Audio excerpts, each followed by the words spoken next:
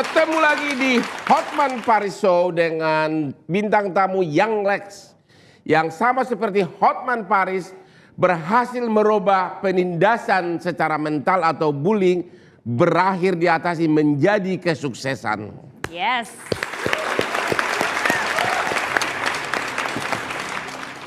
Pak Bos, ada yang mau ditanya lagi sama Young Lex? Young Lex, kapan kau punya Lamborghini? Waduh. Bentar lagi ya.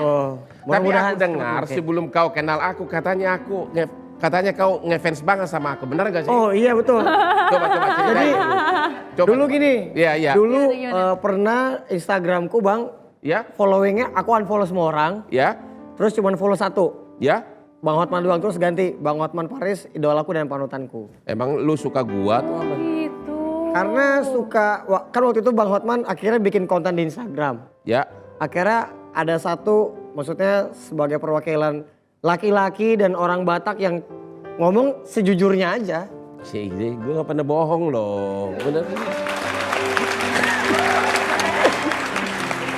Sesuai dengan tadi yang saya janjikan nih Pak Bos, ada satu orang yang akan kita undang malam hari ini yang pas banget kalau kita tanya-tanyain soal bullying. Ya. Langsung saja ini ada Ibu Retno dari KPAI.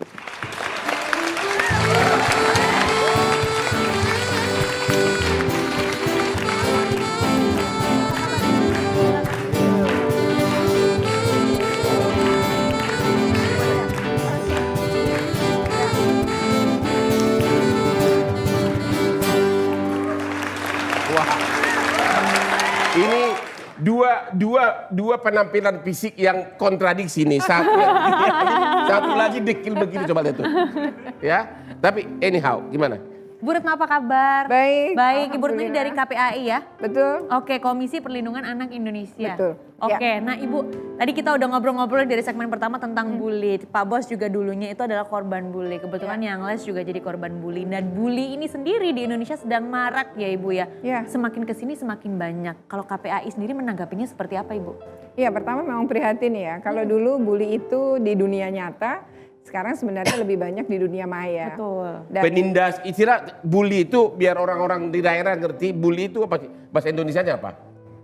bully itu ya kalau dalam bahasa Indonesia bisa disebut penindasan. Menindas mental orang begitu kan? Betul. Oke. Biasanya dilakukan oleh satu atau lebih orang Ya. dan tujuannya memang untuk membuat mental yang dibully itu jatuh, dan itu bisa dalam bentuk kekerasan, bisa dalam bentuk ancaman gitu ya, bisa dalam bentuk kata-kata. Tetapi kalau bully itu syaratnya harus berulang. Jadi kalau baru sekali sebenarnya kita tidak bisa bilang bully. Misalnya Pak Hotman bilang kamu apa tadi misalnya dekil itu Dekil, kan ya. sekali gitu, dan itu tujuan pasti bercanda gitu. Bercanda, Tapi betul. kalau setiap ketemu Young Lex bilangnya dekil-dekil melulu ya berarti dia sudah membuli Young Lex itu. Artinya ada upaya keberulangan, berarti seolah-olah kan itu akan muncul dalam pikiran yang dibully. Itu adalah kebenaran. Kalau terhadap gitu. anak-anak yang paling sering terjadi apa? Cara bullynya itu apakah dibilang kau di sekolah, kau gendut atau apa? Biasanya Ya, apa? bisa saja bully itu kan bisa dalam bentuk verbal. Kekerasan verbal itu ya kata-kata. Misalnya begitu aja kok nggak bisa. Misalnya seorang guru mengatakan pada murid, tapi ngomongnya tiap pelajaran dia disebutkan kok kau gitu aja nggak bisa. Nah kan lama-lama si anak juga merasa memang dirinya nggak bisa gitu. Jadi itu biasanya bully itu pun punya yang membuli biasanya punya ini yang lebih tinggi secara apa sih istilahnya, Ada hubungan posisi vertikal lah, ya, ya. betul, dia lebih tinggi. Misalnya guru terhadap murid, Orang tua terhadap anak, seperti diceritakan tadi Senior, oleh, gitu nah ya. senior kepada junior. Jadi Iya. ada relasi yang tidak Nah, seimbang. cara KPAI menangani kasus-kasus seperti ini gimana tuh ya Bu? Ya sebenarnya KPAI pertama kami lembaga pengawas ya, kalau di dalam konteks Undang-Undang Perlindungan Anak Undang-Undang Nomor 35 tahun 2014. Nah di dalam undang-undang ini di pasal 76 kami memang memiliki tusi tadi ya sebagai pengawas. Nah bagaimana kami melakukan pengawasan? Pertama dapat laporan, jadi orang mengadu kepada KPAI. Yang kedua dia viral di media sosial, viral di media massa. Misalnya tadi saya sempat ngobrol sama Young Lex ya terkait dengan Ananda Bowo gitu ya. Nah kemudian saya bilang saya tidak punya kontak dan bisa nggak dihubungi karena saya melihat dalam satu tayangan di televisi bahwa ini nampak matanya kosong dan tampak sedih gitu. Nah dari situ, oh ini ada trauma gitu, sehingga kami harus sebagai, walaupun Bowo tidak pernah melapor kepada kami, tapi kami akan mencoba mencari untuk membantu. Artinya korban bully, apalagi anak-anak, itu memang tidak bisa disepelekan. Menurut Ibu KPAI, sebaiknya setiap orang tua untuk orang sekitarnya atau dewasa, sebaiknya setiap komentar itu membiasakan diri yang positif gitu. Oh iya betul. Ya, walaupun anak itu ada kelemahan, janganlah terlalu sering meledek gitu kan. Betul. Ya. Guru pun harus memberi disiplin positif. Jadi Bang Hotman, seorang anak dia disuruh bawa kompos ke sekolah tapi lupa. Ini anak SD kelas 4. Lupa, kemudian gurunya menghukumnya adalah disuruh memilih hukuman, satu bikin ada yang tidak mungkin dia pilih, yaitu bikin nasi goreng untuk satu kelas. Nanti dia bisa dimarahin ibunya. Nah tapi hukuman yang kedua adalah menjilat WC. Nah dia memilih menjilat WC. Di mana Itu di Sumatera Utara. Waduh. Menjilat WC. Betul. Dan baru jilatan yang keempat, perintahnya 12. Baru jilatan keempat dia sudah muntah. Nah ini kan bukan disiplin yang positif. Artinya dia lupa, lalai membawa kompos. Yang harusnya dilakukan oleh guru apa secara kompetensinya. Hukuman positif itu bisa besok kamu tetap bawa tapi 2. Kalau teman yang lain 1 kantong, kamu 2 kantong, itu kan juga hukuman. Tapi kan tidak membuat trauma. Bu Retno, saya penasaran untuk kasus bully sendiri, udah kira-kira dalam 1 tahun berapa kasus yang ditangani oleh KPAI? Sebenarnya banyak. Bully di kita kan bisa di cyber, bisa di sekolah dalam dunia nyata. Nah kalau untuk cyber ini ada hal yang menarik. Jadi KPAI pada tahun 2016 itu menerima bully yang melalui cyber. Jadi kita punya bidang namanya pornografi dan cybercrime. Nah, di bidang ini kemudian banyak yang melapor. Itu terjadi di 2016. Di 2015 ke bawah, 0. Nah, ini kayaknya era media sosial sangat berpengaruh.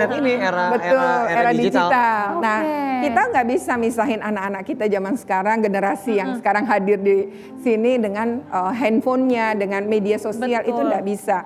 Tapi bagaimana kita sebagai orang tua sebenarnya tetap membolehkan itu, tapi punya tanggung jawab. Apalagi kalau dia anak-anak. Karena sebenarnya punya handphone itu harusnya boleh di usia 13 tahun.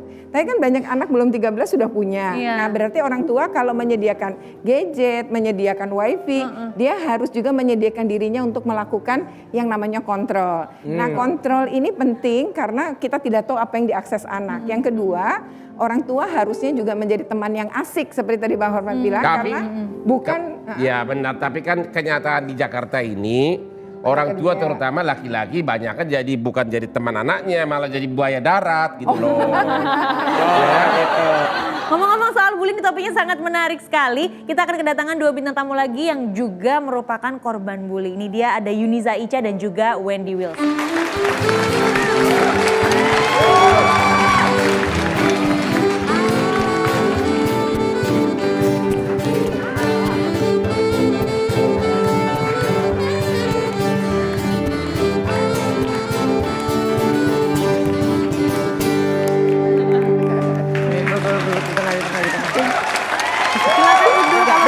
Boleh loh.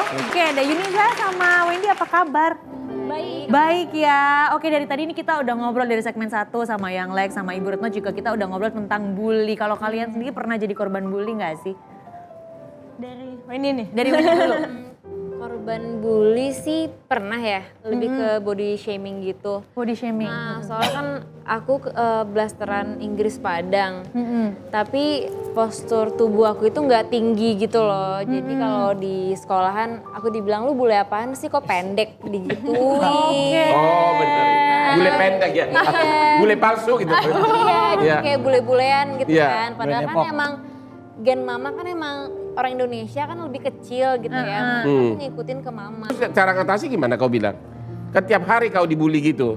Cara ngatasinnya gimana ya? Aku sih sebenarnya kayak cuek aja gitu. Cuek aja, bodo amat aja gitu kan. Terus ya mau gimana lagi, diciptaan Tuhan. Aku nggak bisa ngapa-ngapain kayak gitu loh. Sampai aku minta tolong sama mama. Dulu kayak ada alat gym yang buat narik-narik badan biar tinggi. Sampai gitu, saking aku kayak kepikirannya gitu kan. Terus aku bilang sama mama, kayaknya ini nggak berfungsi. Udahlah. Gak pernah kepikir keluar dari sekolah atau minum serangga langsung? Atau obat serangga gitu? Atau obat racun tikus?